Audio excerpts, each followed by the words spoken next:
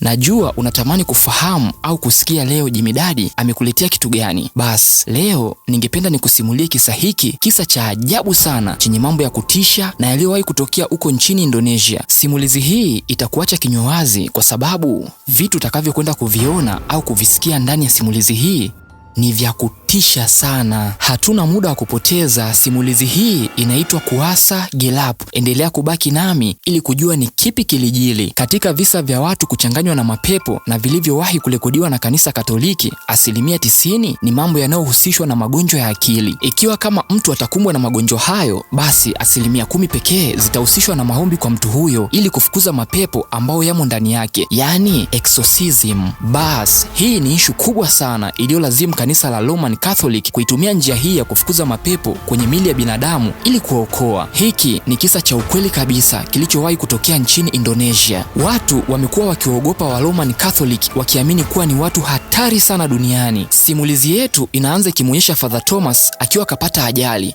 Akiwa ndani ya gari yake, kwenye ajali hii alimpoteza mama yake mzazi, lakini mdogo wake Diadra alionekana kuwa ni mwenye hofu na